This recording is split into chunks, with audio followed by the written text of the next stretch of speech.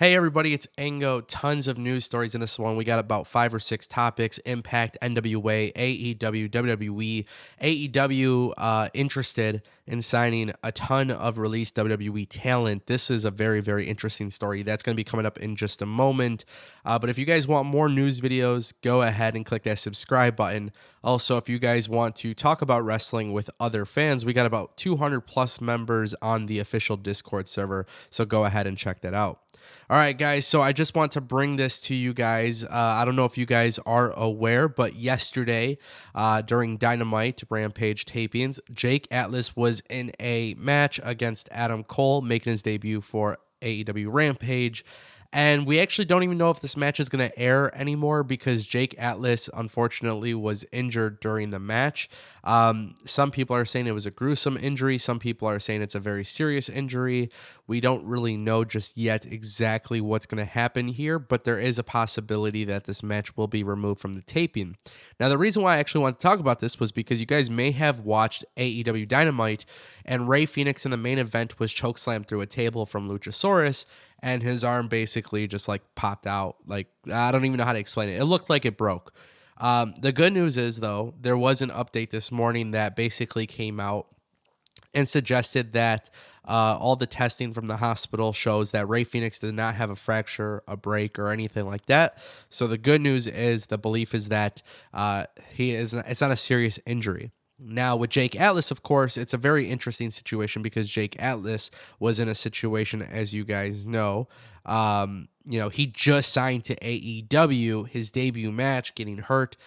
My thing is this: AEW injuries, it's going to happen, but you got to do something about it. I don't know what you got to do. Wrestling, it's a risk. I get it, but you got two great talented people here who are now hurt, and that's the style that AEW does. It's a very high impact style, but I just kind of want to bring you guys those injury reports. Now let's do an update. Nick Aldis, very, very interesting stuff, guys. Nick Aldis, aka Magnus, aka Nick Aldis, former NWA champion. He just re-signed with NWA, but there was a very interesting story that came out, and I like this. I just like the transparency. But basically, Nick Aldis came out and was talking about the paywall structure for NWA. As you guys know, it was something that I definitely did not like. It was something I definitely disagreed with. But basically, during the pandemic or whatnot, Nick Aldis, NWA, the entire team, they announced a paywall through Fight TV. Now, this, of course, was an issue because the product wasn't that good. You had to pay like $5 a month for it. There was just a lot of stuff with it. And he was just talking about the overall survival mode that NWA was in. Billy Corgan didn't have anybody back in the company. It just came out of his pocket and whatnot. I like that level of transparency. I'm also really excited that the NWA is coming back to YouTube, NWA Power, and then NWA USA on Saturday night. I'm actually going to be covering more NWA. If you guys want more NWA coverage, let me know in the comment section down below. All right, guys. Petey Williams, former Impact Wrestling star, has reportedly signed with WWE. However, not as a talent. He is going to be going behind the scenes as a backstage producer.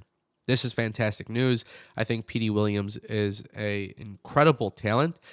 Just about a month ago or so, I made a video talking about Petey Williams leaving Impact Wrestling, and he had a tryout with WWE, but there was no sort of news on whether or not he signed.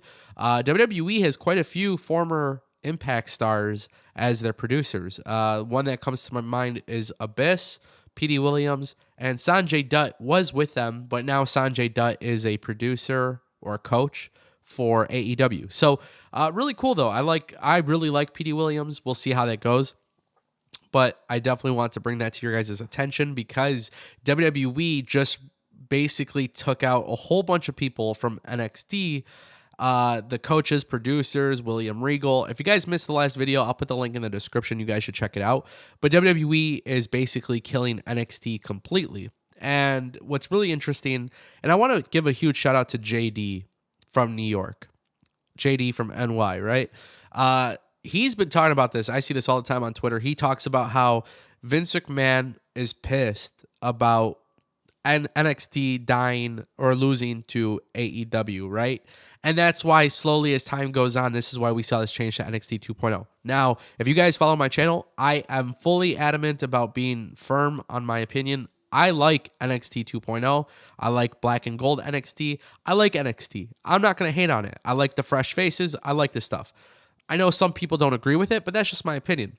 I don't really put one over the other. I watch it. I enjoy it. I think it's a lot more enjoyable than Raw and SmackDown, in my opinion. But JD has been on a run basically explaining to people that NXT 2.0 is because of Vince McMahon not being happy with Triple H and all this stuff. And of course, a lot of people in the media, a lot of wrestling people, they didn't believe this. They wouldn't talk about this or whatnot. But now what's really interesting is there's reports coming out that it was actually, in fact, true. Vince McMahon won an NXT 2.0 as a direct result of AEW basically smoking the shit out of NXT. And NXT is now considered a large failure. Now, I will say, I think NXT got so big based on the internet wrestling community. WWE, from a business standpoint, has shown us time and time again their formula works for them. That's just how it is. But JD was right?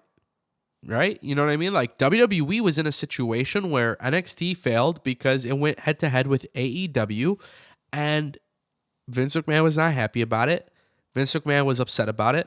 That's why you're seeing people from the original staff, coaches, everything, they're getting removed. If Triple H wasn't married to Stephanie McMahon, a lot of people will question whether or not Triple H would be in WWE. And this idea that Vince McMahon and Triple H will, become competitors or competition with each other, to me, it's just erroneous, but a lot of people believe that's a possibility. I don't. I think Triple H is happy being an executive, whatever his position is.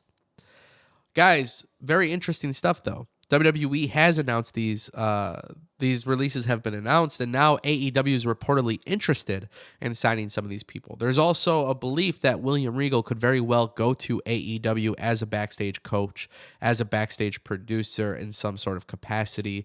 AEW doesn't really have a developmental system, but if I am AEW, I would strongly consider creating one. And right now, what's very interesting is Matt Bloom is still with NXT. Samoa Joe is still with NXT. Those two are handling coaching and development over there. But my belief is that AEW has a great opportunity, a great window, if they want to create a developmental program. And I'm not saying it has to be a television show, right? They have Dark Elevation and stuff like that. They can use those shows for your developmental talent. But if you want to create a system, I just can't see how you wouldn't sign William Regal. Now, the good news is there is a strong belief that AEW is extremely interested, and a few people that were released by WWE. So there is a strong interest from AEW, and it's not even coming from a talent standpoint, which I want to make pretty clear.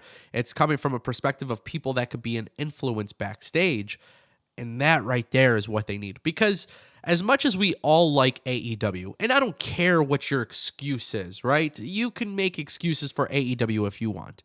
For as good as AEW is, they do have some shortcomings. And one of their biggest shortcomings is overall structure.